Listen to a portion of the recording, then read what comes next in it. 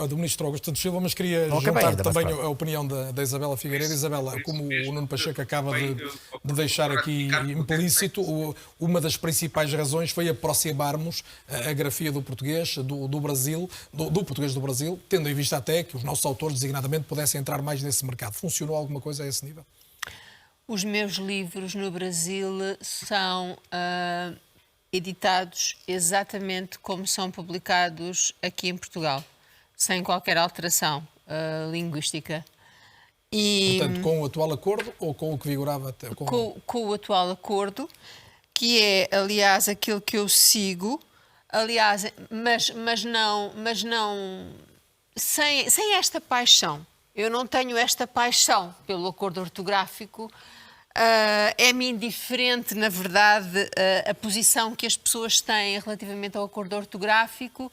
Eu escrevo de uma forma mista, o que significa que faço a omissão das consoantes mudas, mas mantenho os acentos e conto com o trabalho... Então, uma terceira via, não é? Conto com o trabalho daqueles que fazem a correção do texto para me colocarem o texto de acordo com o acordo ortográfico, mas parece-me exagerado dizer que o português foi desfigurado, porque há alterações realmente muito pontuais na escrita do português. Não é verdade.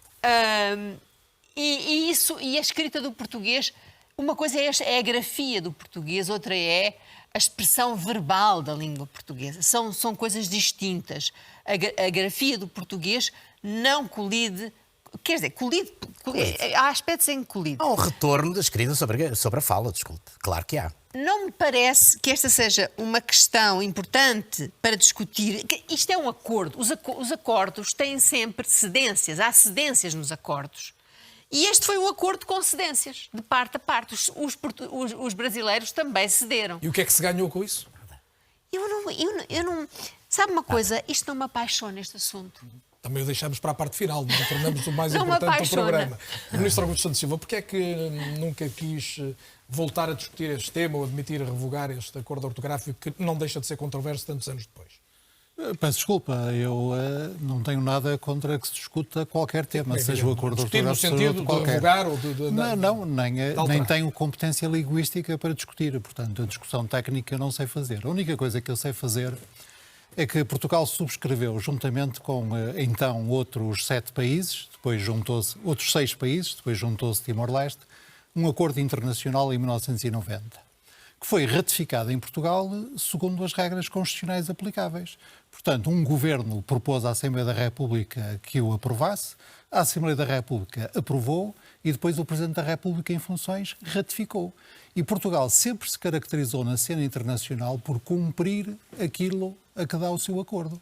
E, portanto, para mim, o acordo ortográfico é uma convenção internacional a que o Estado português se associou, que está em vigor, porque há 4 Estados que terminaram o seu processo de ratificação e, portanto, é um acordo que deve ser cumprido. E a minha responsabilidade como Ministro dos Estrangeiros é dizer nós somos um país conhecido por cumprir os acordos que fazemos.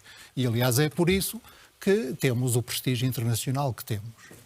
Depois, o acordo foi preparado tecnicamente, como digo, eu não sei discutir tecnicamente, não sou linguista e como sociólogo não admitiria que um matemático viesse agora discutir comigo sociologia. Portanto, eu não discuto a parte linguística.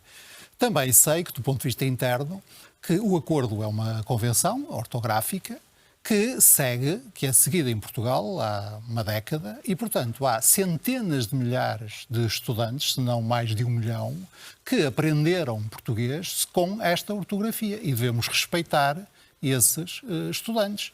Há instituições da administração pública e outras instituições que adaptaram a sua ortografia que aplicaram em função desse Mas também há uma data acordo. de gente que continua a recusar escrever segundo a grafia. Como o meu grande mestre Vitorino Magalhães Godinho, sempre o vi, até à morte, escrever criar com E. Criação com E, porque ele não tinha admitido o acordo ortográfico, a revisão da ortografia de 1900 e qualquer coisa. Portanto, vamos ter esta discussão até um próximo acordo, não é um crime. Nós estamos a falar de uma convenção que é a ortografia. O acordo ortográfico não quer dizer que os Estados signatários se comprometeram a escrever as palavras todas da mesma maneira. Comprometeram-se com regras comuns. Uma delas, por exemplo, é que se eu digo facto, devo pôr o C, se eu digo fato, não tenho que pôr o C. Mas é esse conjunto de regras. Depois, também do ponto de vista de um Ministro dos Estrangeiros, que é o único em que sou competente, enfim, modestamente, mediocremente, mas competente, porque para isso fui nomeado, é também importante saber a mudança paradigmática do Acordo de 1990. Até 1990, a língua portuguesa era um condomínio luso-brasileiro. E eram portugueses e brasileiros que, de vez em quando, falavam uns com os outros para ver se era preciso ajustar a ortografia, porque a ortografia vai evoluindo.